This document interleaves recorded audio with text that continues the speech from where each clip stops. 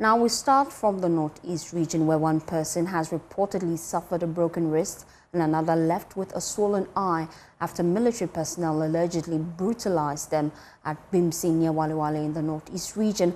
The military personnel were said to be enforcing a curfew imposed on the area. The victims have since been treated and discharged.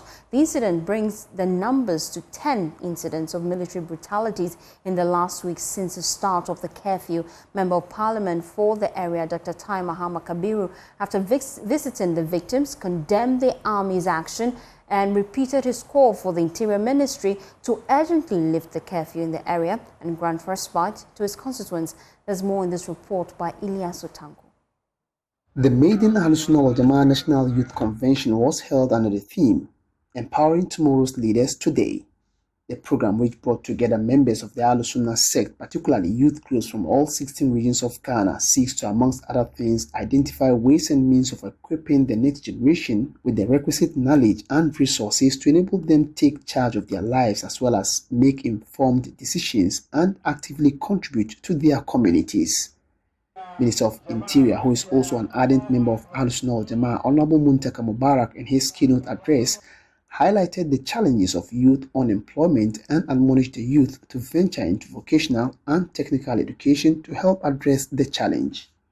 Today, what confronts our country, many of us will admit, is youth unemployment.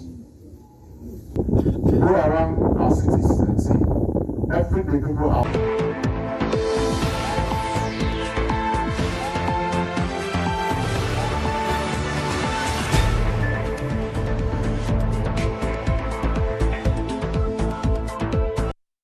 It's another day with a new allegation of military personnel carrying out a punitive expedition against the residents of Bimy near Walewale in the northeast region. In this fresh allegation, armed soldiers were said to have gone rampage in the community on Saturday evening, dragging out people from their rooms and assaulting them with mesh wires and the butt of their guns. Mohammed Waliu, one of the victims, said he was brutalized at about 6:30 p.m. while standing at the entrance of his house enjoying some fresh air.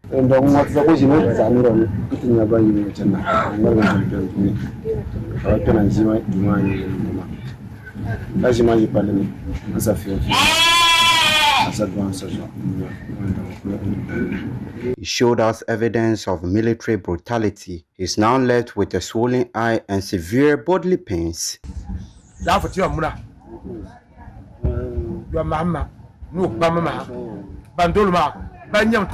His helpless father, who witnessed the military attack, is pleading with the government to investigate the action of the soldiers.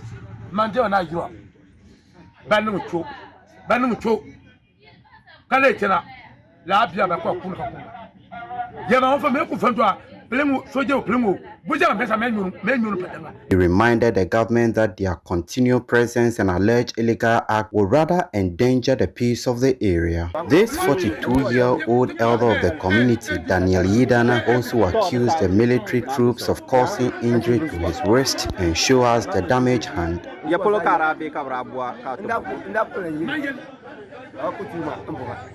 He explained he was on his way home at about 30 minutes before the curfew hours when the fully dressed soldiers pounced on him without any shred of mercy. On the same day, Samia Yusuf said her store was invaded and vandalized by the soldiers. She said it took her long moments of begging for the soldiers to spare her some beatings.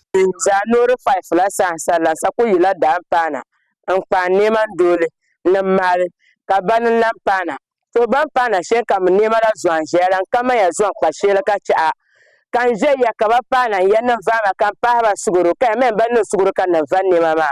Kabazasika Dan Dan Bulambasa, on Pupa, Nuntia, the Manation, Kafa de Lantaba, can you bang a bank, Pabuguan, Nima, Kasapa, Pahava Suguru, Kabaya, never chang the Kalam, never Lamaka, never va, never Tomatum Nakam banging. Since February 15, when the government imposed a dawn-to-dusk curfew on Walewale, Logre, Kukwa, Bimy, and Wulugu, all in the West Mamprosi municipality, there have been almost daily reports of military brutalities in all the communities under the curfew. These reported brutalities have since led to the death of 2 residents in Walewale and Logre and left many with severely varied degrees of injury as well as the destruction of personal properties. This latest alleged attack in Bimy brings the number of such incidents to 10 and follows the raid on private homes at Kukwazugu, Nayilifong, Foni in Walewale on Thursday night. A member of parliament, Dr. Tia Abdul Kabiru Mahama, speaking after a visit to the victims, expressed strong condemnation while appealing to the residents to exercise profound restraint and continue to abide by the restrictions imposed on them, assuring that back-channel discussions were ongoing at the highest level for the restoration of their freedom. First and foremost, I want to appeal to them that irrespective of how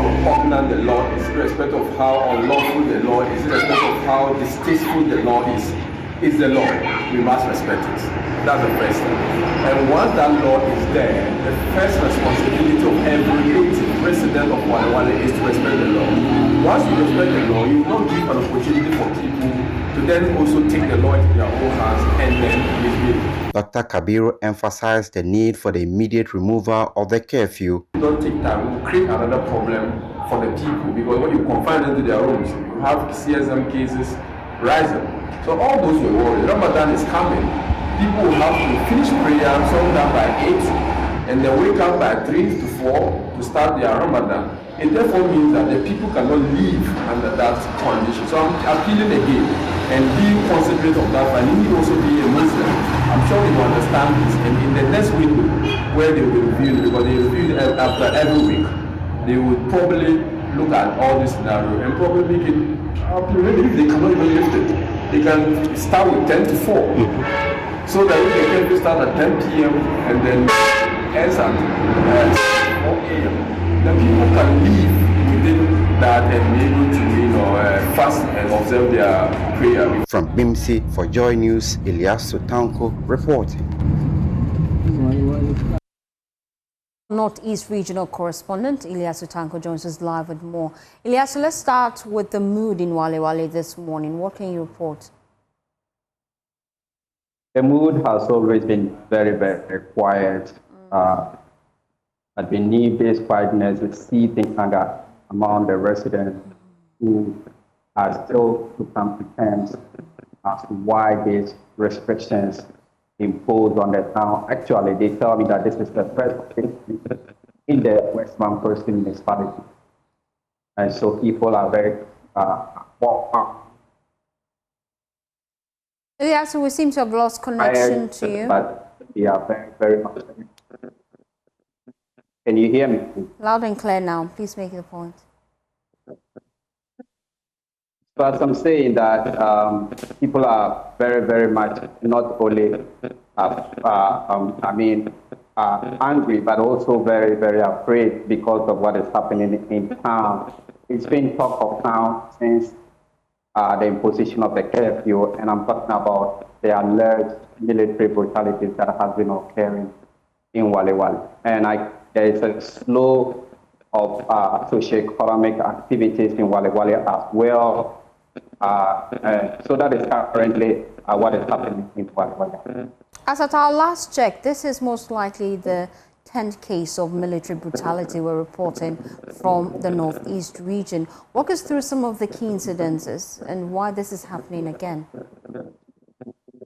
So the first time that we recorded a military or security brutality was the day that the curfew was imposed. That was sometime 15th or 16th of this month. And the residents were very angry. And so there was a mass effort to demand answers, especially from the regional minister who had come to bring them. And the situation turned violent. The security forces were called and shots were fired, and one person was killed. And then the next day, there was also a similar incident in Logre, where the chief told us that the son was just going out to fetch water because they were doing some work in their house.